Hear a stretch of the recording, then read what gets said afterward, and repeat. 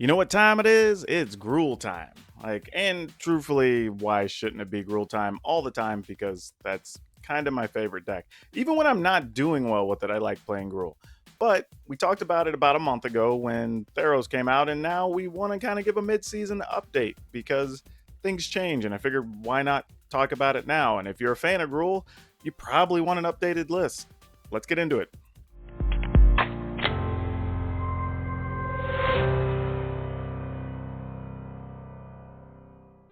Now, if you looked at our previous list, you're going to see that these cards are mostly the same. Like, the format didn't change enough to where we had to do wholesale changes. And honestly, that's good overall. You don't really want to have to worry about that. We really want to just do updates so you can take the core of the deck you already have and then just switch out cards that are needed to kind of keep pace with the changes that are happening. So let's start at the top. We are still playing Pelt Collector. It's kind of the best one drop. And believe it or not, though, I have considered other things like that new 1/2 Spider and a few other things. We've tried to fill this gap with a couple other interesting choices, but for now, we still keep coming back to Pelt Collector, so we're just going to ride with it. Zertog Goblin is another card, as you'll see here with the other 2-drop in the deck, that I still have a bit of a love-hate relationship with, but it's still taking care of business for the most part. And the fact that it has haste is come into play more often than I really would consider to be good, but it's working, so let's just stick with it. And truthfully, I have considered replacing this with Growth Chamber Guardian, but haven't quite pulled that trigger just yet. And Gallia. Now, this is a card when, I guess I should say Gallia. It has 2 L's? I don't know. But this is a card that whenever there was a point where I wanted to play this initially, then I backed off, then I added it, then I backed off, and now we're back to playing it. And part of it is just giving us more hasty creatures against the control matchups. It also matters, like being able to sit on an extra land or two and sometimes be able to discard that and get 2 new cards is actually really good. And then, as you can see later, because we have an Axe in the list, we do actually have the opportunity to get Satyrs, and that is huge. So don't overlook that as we go along. Still playing Domri's Ambush. The card's just too good. Can't get away from it. There's times I've wanted 4 in the list. I'm down to 3. And I think this really just depends on what the rest of your metagame looks like. If you're playing against a bunch of other creature decks, there's an argument to be made that you go ahead and just play the 4th Domri's Ambush. If you're playing against more mid-range and aggro or control decks, then you just cut it down to 2. But the card's just too good. And there's a lot of times you can protect some cards in matchups where just making a 4 toughness into a 5 toughness can be all the difference where your opponent can't deal with it, or they end up having to trade you 2 for 1 to remove it from the table. So don't overlook just that 1 point. And remember, no matter what, if they find a way to bounce a creature or whatever, you still get your +1/+1 on your creature, so don't really worry about it. And Axe, this card is just so good. I don't even know, there's not enough positive things I can say about this card. It is now showing up in mono red list. It's now on my Gruul list. And recently, if you check out my other video from the Rakdos video I just put up, it's in that list now too. Like, this card is bananas good.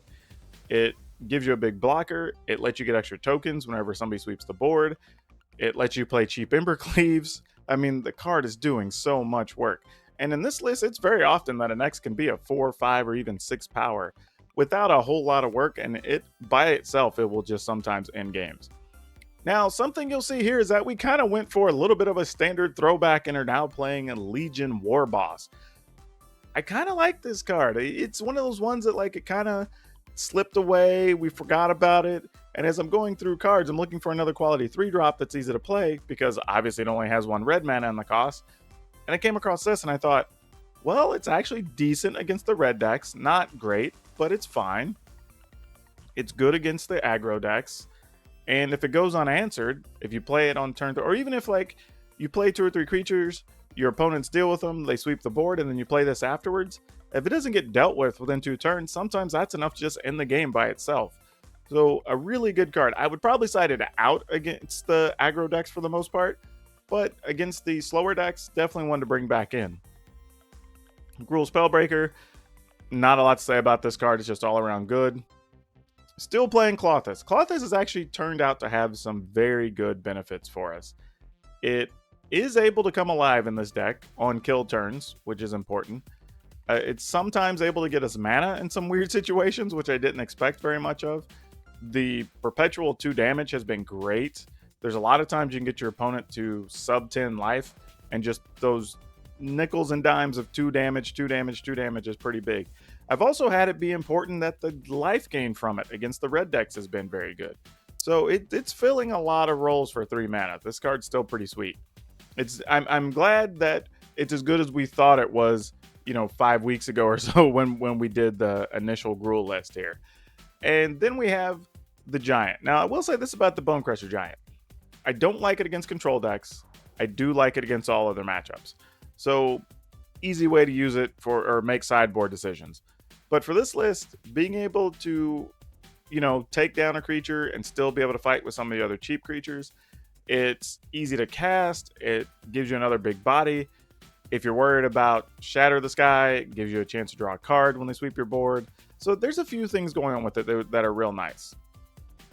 Questing Beast, we can go on and on about it, but we all know how good Questing Beast is. And then, of course, 4 Embercleaves. There's times where 4 Embercleaves seems like too much, but the card's good enough that you just want to draw it a lot, especially now that you have support from Annex and some other things. By the way, if you're not aware, if you just have, say, Zerta Goblin, Annex, and Embercleave, your Annex will be 5 power plus the 1 from the Embercleave, so it's a 6. At that point in the game, an Axe by himself almost just gets the job done. It's pretty crazy. Lands, this is all pretty straightforward. We didn't do anything tricky with any castles or anything. Unfortunately, we just have too much mana that needs to come into play untapped, and we're already playing the 4 temples. So Temple of Abandon's great in this list, but there's sometimes it's just going to offset your draws a little bit and make it kind of weird, especially when you're holding Pelt Collectors early and you have 2 temples, and it's not a great feel, but it's what we have to do. If there's any real flaw to the Gruul deck, it's that the mana is sometimes just going to be quirky and just make you upset.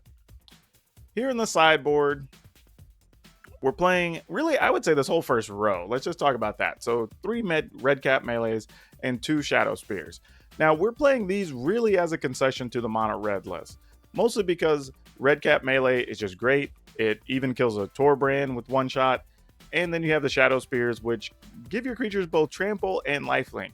And with the size of our creatures versus theirs, a lot of times if you can hit with a 4 or 5 power creature even 1 time and still have blockers, that's going to be enough. I mean, you don't have to do a lot sometimes to turn that. Once you start turning the corner and then you're able to gain up to 10 life over the course of a couple turns, sometimes that's enough to just end the game. And also don't forget, red cap melee has uses against a lot of other decks. Sometimes it's even worth bringing in against other mid-range decks. I would argue that if you're worried about something like blue-green flash and they're playing stuff like the wolves and other things, you can still play this as an instant to get it out of the way. It'll cost you a land, but to not give up tempo or not have them gaining extra creatures, it's totally worth that exchange. Now, funny as it is, the first row was all about the aggro and mono red for the most part. This whole middle row is really about the control matchups. Cindervines, probably the best deck card you can have against the control matches, for sure. And it's just perpetual damage.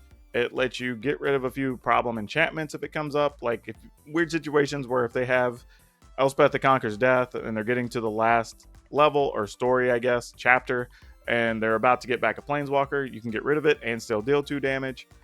You can put them in situations where they have to be careful what cards they cast, because if you have any other form of burn or any of your haste creatures in hand, they could potentially die, so that's good.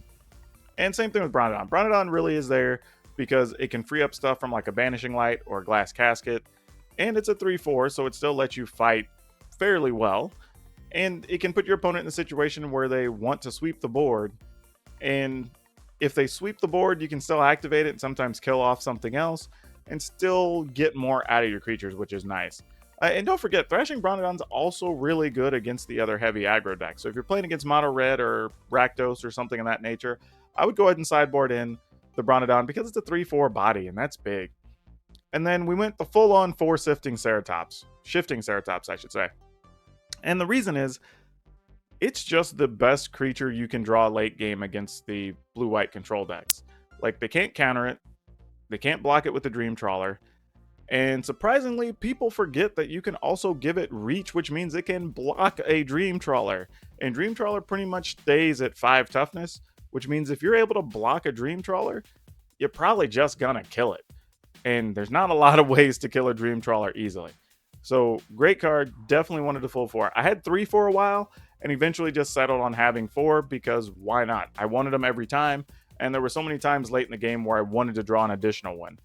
The only thing I would say is when you side them in, be very careful not to make them susceptible to an easy removal card like a Banishing Light or Shatter the Sky or anything like that, because you really want it to be battling against a Dream Trawler if you can create that situation. But overall, yeah, the deck did not change drastically, like I said. We just really added some stuff like an axe, we cleaned up the sideboard a bunch, and then we gave the deck a little bit of extra reach in some spots where it was struggling somewhat. This should give you the tools to battle the current metagame. You know, this is kind of like I guess if you, depending on when you're viewing this, know that this is kind of the February update for Theros, but it's pretty strong. We're still having a lot of fun with it. If you like the style of Gruul, this still stays true to that. It just adds a few extra dimensions to the deck, which is super good.